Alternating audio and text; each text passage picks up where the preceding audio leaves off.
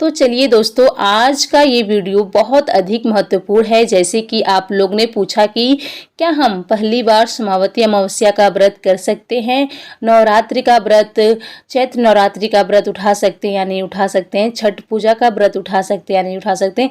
ऐसे आप सबने कई सारे महत्वपूर्ण प्रश्न मेरे से पूछे, तो मैं आप सभी को सारे प्रश्नों के उत्तर दूंगी। हम इस वीडियो में देंगे और जानेंगे कि क्या कौन से व्रत उठाना है या कौन से व्रत नहीं उठाना है। तो आप लोग बने रहिए मेरे साथ मेरे चैनल पर। अगर आपको मेरी वीडियो पसंद आता है तो मेरे चैनल को सब्सक्राइब कर लीजिए और नीचे बेल आइकन बटन है उसको जरूर प्रेस कीजिएगा। इससे क्या होता है कि जो भी वीडियो मैं डालूंगी वो सबसे पहले आप तक पहुंचेगा और आपको अच्छी जानकारी प्राप्त होगी। तो चलिए अब हम शुरू करते हैं। सभी महत्वपूर्ण बातें जान लेते हैं।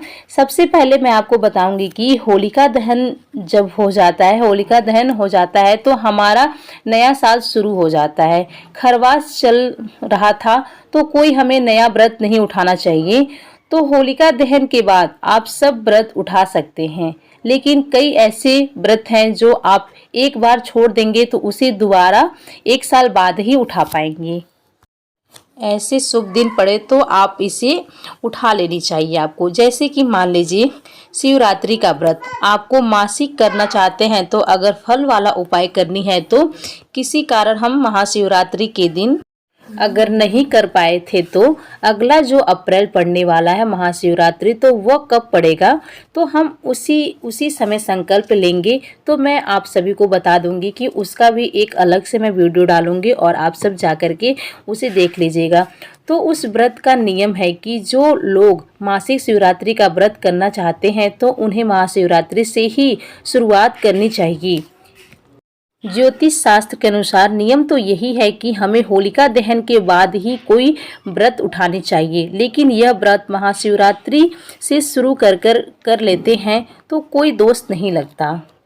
जैसे कि मैं आप सभी को बता दूं कि खरवास लग गया है, लेकिन इस खरवास में उतना नियम नहीं है। अगर आप सब व्रत का उद्यापन करना चाहते हैं तो आप कर सकते हैं। जैसे कि दिसंबर माह में खरवास लगता है, वैसा खरवास नहीं है, ये नॉर्मली खरवास है। इसमें आप कुछ भी कर सकते हैं। इसमें आप केवल शादी नहीं कर सकते, उसके बाद आप पूजा पाठ नॉर्मली कर सकते हैं। इस खरवास में आप बहुत सारा कार्य भी कर सकते हैं और नहीं भी कर सकते हैं। जैसे कि आप ज़मीन की रजिस्ट्री करवाना चाहते हैं, अगर आप पहले से उसका पैसा दे चुके हैं तो आपको इमरजेंसी है तो आप उसे खरीद सकते हैं। अगर आप पहले से गाड़ी बुक कर लिए हैं, अगर आपको इमरजेंसी है तो आप उस गाड़ी को भी ले सकते हैं। अगर आप रुकना चाहते हैं तो रुक करके खरवास के बाद भी ले सकते हैं। आप उसका पूजा पाठ करवा सकते हैं। आप उसका चाहे तो पूजा पाठ करवा के रख सकते हैं, आप खरवास के बाद चलाइए, ऐसा भी हो सकता है। अगर मजबूरी में कुछ करना पड़े तो आप कर सकते हैं। इतना डरने की बात नहीं है, क्योंकि इस खरवास को ज़्यादा लिया नहीं जाता है। ये दिसंबर जैसा खरवास नहीं है। इस माह में जो खरवास पड़ता है उसमें आप कुछ भी कर सकते हैं, बहुत कुछ कर सकते हैं, बहुत कुछ नहीं भी कर सकते हैं।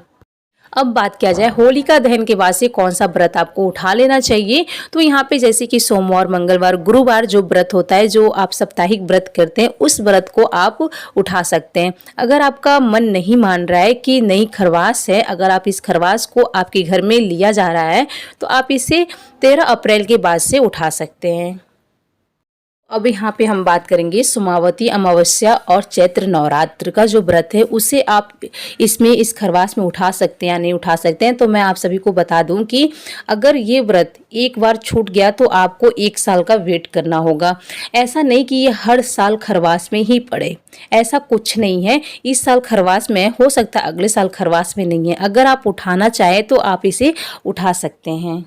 वैसे मैं आप सभी को बता दूं कि इस खरवास पे उतना नियम नहीं लिया जाता है, इस खरवास में उतना कुछ नहीं देखा जाता है। तो अगर आपके घर में ये खरवास माना जाता है और आप कोई सा भी व्रत नहीं उठाते हैं तो मत उठाइए, आपको एक साल वेट करना पड़ेगा। अगर आप साप्ताहिक व्रत कर रहे हैं तो आपको एक साल वेट नहीं करने की ज़रूरत पड़ेगी, आपको कुछ ही दिन वेट करना पड़ेगा। तो आप अगले मंथ से आप इस व्रत को उठा सकते हैं। अगर आप साप्ताहिक व्रत करना चाहते हैं तो आप उसे उठा सकते हैं। लेकिन चैत्र नवरात्र है वो अगर एक बार छूट गया तो फिर अगले साल ही आप लोग उठाएंगे, 2025 में आप उठाएंगे। तो आप लोग चैत्र नवरात्र का व्रत या छठ पूजा या तीज छठ, अगर ये सब व्रत खरवास में पड़ता है तो आप सब उठा सकते हैं, कोई दिक्कत नहीं है। अगर आप लोग ये 2 व्रत छूट गया तो आप 1 साल का वेट करना पड़ेगा। लेकिन वैसे इस खरवास में कुछ लिया नहीं जाता, अगर आपके घर में लिया जाता है तो आप मत उठाइए। मैं इसमें किसी को जोर ज़बरदस्ती नहीं कर रही हूँ। देखिए, इस खरवास में बहुत सारे लोग जनेऊ भी करते हैं, मुंडन भी करते हैं। केवल शादी नहीं की जाती है इस खरवास में।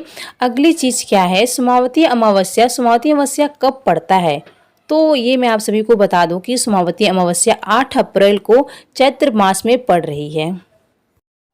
तो आप लोग इसे जो पहली बार उठाना चाहता है वो उसे उठा सकता है। तो देखिए, यहाँ पर होलिका दहन भी हो चुका है और सोमावती अमावस्या बहुत अच्छा होता है। अगर सोमावती अमावस्या को जो अमावस्या तिथि पड़ती है तो वह और भी अधिक महत्वपूर्ण हो जाता है। अगर दिसंबर वाला खरवास पड़ता तो मैं आप सभी को नहीं बोलती कि आप सब इस व्रत को उठाइए। इस खरवास में इतना कुछ नहीं लिया जाता है। फागुन माह का जो खरवास होता है, अभी शुरुआत हुआ है, इसमें ज़्यादा नियम नहीं होता है।